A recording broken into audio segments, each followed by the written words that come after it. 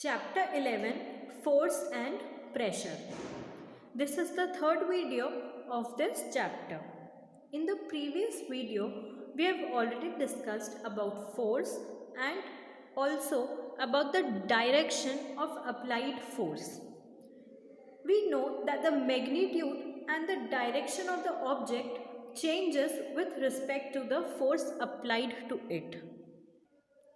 For example, if we take a heavy box and we try to push it from a certain direction, if the applied force is suitable for the object to move, the object will move in the direction of the applied force.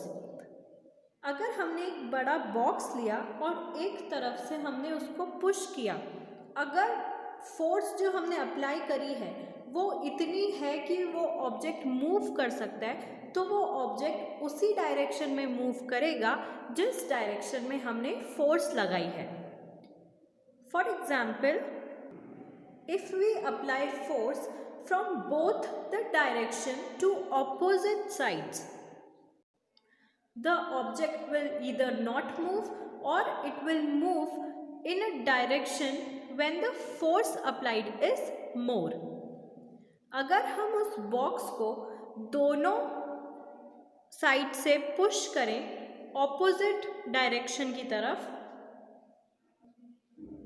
तो वो box या तो move नहीं करेगा, और अगर करेगा move तो वो उसी साइड करेगा जहाँ पर फोर्स ज़्यादा अप्लाई हुई है. And if the direction or the magnitude of the applied force changes, its effect also changes. अगर applied force का magnitude और direction change हो जाता है तो object पर उस applied force का effect भी change हो जाता है. Okay, so let's start with 11.4. A force can change the state of motion. Force लगने के बाद किसी भी ऑब्जेक्ट का मोशन कैसे चेंज होता है, मतलब वो ऑब्जेक्ट कैसे एक्सेलरेट होता है, उसके बारे में हम पढ़ेंगे. Let us now find out what happens when a force acts on an object. Activity 11.3. Take a rubber ball and place it on a level surface such as a table top or a concrete floor. Now, gently push the ball along the level surface. Does the ball begin to move? Push the ball again while it is still moving. Is there any change in its speed? Does it increase or decrease? Next, place your palm in front of the moving ball. Remove your palm as soon as the moving ball touches it. Does your palm apply a force on the ball? What happens to the speed of the ball now? Does it increase or decrease? What would happen if you let your palm hold the moving ball? इस activity को करने के लिए आपको एक table लेनी है या फिर फ्लोर भी चलेगा, उसके ऊपर आपको बॉल रखनी है और उस बॉल को पुश करना है. आप देखोगे कि वो बॉल मूव करने लग जाती है. अगर आप उसको उस मूव होने के बाद वापस पुश करोगे तो आप देखोगे कि एक तो उसकी स्पीड भी बढ़ जाएगी और वो मूव होती रहेगी, मतलब वो बॉल मोशन में ही रहेगी. अगर आप अपना हाथ उस बॉल के आगे रख दो तो वो बॉल रुक जाएगी, यानी कि वो मोशन में नहीं रहेगी, एक्सेलरेट होना बंद हो जाएगी. You might recall similar situations. For example, while taking a penalty kick in football, the player applies a force on the ball. जो एक्टिविटी में हमने सिचुएशन देखी उसी के जैसी सिचुएशंस हम और ले सकते हैं. जैसे कि एक फुटबॉल मैच में जब पेनल्टी किक लेने के लिए प्लेयर बॉल पर फोर्स अप्लाई करता है, यानी कि उसको किक करता है, तो वो बॉल आगे की तरफ मोशन में चली जाती है.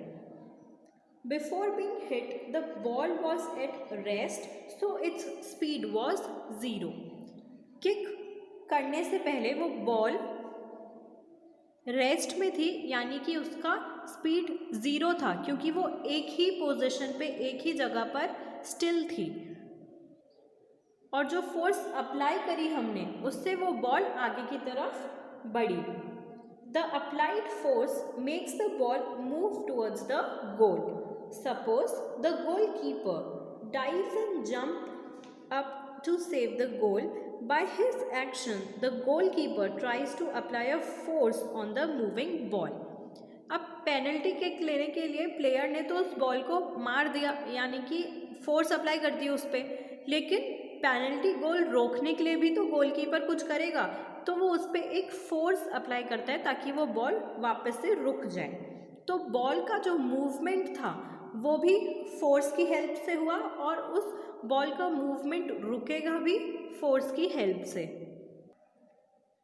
If the goalkeeper succeeds in stopping the ball, its speed decreases to 0. अब जब तक वो बॉल मोशन में थी, यानी कि मूव हो रही थी, तो उसकी कोई पर्टिकुलर स्पीड होगी। अब जैसे गोलकीपर ने वो बॉल रोक दी, तो उसकी स्पीड भी रुक गई, मतलब वो बॉल मोशन में नहीं थी, चलना बंद हो गई, एक ही जगह पर हो गई। तो जब वो एक ही जगह पर स्टिल है बॉल, तो उसकी स्पीड क्या हो गई? 0। These observations suggest that the force applied on an object may change its speed. इस ऑब्जर्वेशन से ये पता चलता है कि अगर किसी ऑब्जेक्ट पर फोर्स अप्लाई करी गई है तो वो उस ऑब्जेक्ट का स्पीड चेंज कर देगी। If the force applied in the direction of its motion, the speed of the object increases. अगर ऑब्जेक्ट के ऊपर जो फोर्स लगाई है वो उसी के मोशन की डायरेक्शन में लगाई है, तो ऑब्जेक्ट की स्पीड बढ़ जाएगी। जैसे कि हमने एक्टिविटी में देखा था, बॉल को हमने एक ही डायरेक्शन से बार बार पुश किया, तो वो बॉल की स्पीड बढ़ गई।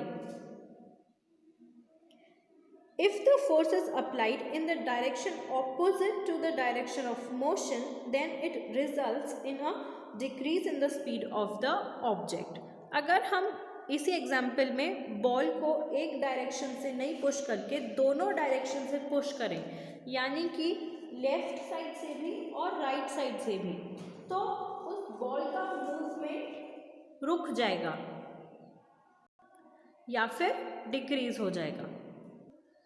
जैसे कि हमने बॉक्स वाले एग्जाम्पल में देखा था, एक हैवी बॉक्स था जहाँ पर दो जने दो साइड से फोर्स अप्लाई कर रहे थे ऑपोजिट डायरेक्शन में, तो वो बॉक्स मूव ही नहीं हुआ, क्योंकि दोनों डायरेक्शन से एक तो फोर्स अप्लाई हो रही है, और अगर मूव हुआ भी तो वो बॉक्स उसी डायरेक्शन में मूव हुआ था जहाँ पर ज़्यादा फोर्स अप्लाई हुई थी।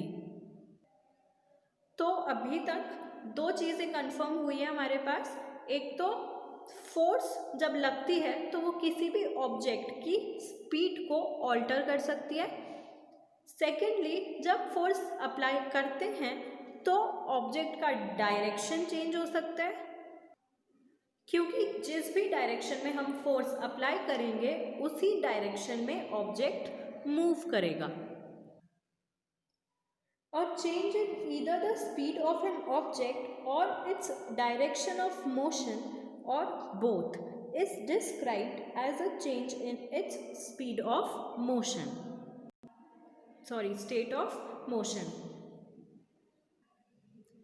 कब किसी ऑब्जेक्ट का जब डायरेक्शन चेंज होता है या फिर उसके मोशन का स्पीड चेंज होता है, उसको हम बोलते हैं कि उसका स्टेट ऑफ मोशन चेंज हुआ है। एक मूविंग ऑब्जेक्ट है, अगर उसकी स्पीड चेंज हुई है या फिर उसका डायरेक्शन चेंज हुआ है, तो हम बोलेंगे कि उस ऑब्जेक्ट का स्टेट ऑफ मोशन चेंज हुआ है। Thus, a force may bring a change in the state of motion of an object. इसलिए ये पता चलता है कि फोर्स जो होती है वो किसी भी ऑब्जेक्ट के मोशन का स्टेट चेंज कर सकती है। क्यों चेंज कर सकती है, कैसे? क्योंकि जब हम फोर्स अप्लाई करते हैं किसी मूविंग ऑब्जेक्ट पे तो या तो उसका डायरेक्शन चेंज हो जाता है या फिर उसकी स्पीड चेंज हो जाती है, तो इवेंचुअली उस ऑब्जेक्ट का स्टेट ऑफ मोशन चेंज हो जाता है। ठीक है, अब ये तो हमने करी डायरेक्शन और स्पीड की बात, लेकिन जब हम किसी ऑब्जेक्ट पर फोर्स अप्लाई करते हैं तो उसका शेप भी चेंज हो सकता है। इसके बारे में हम नेक्स्ट वीडियो में डिटेल में पढ़ेंगे।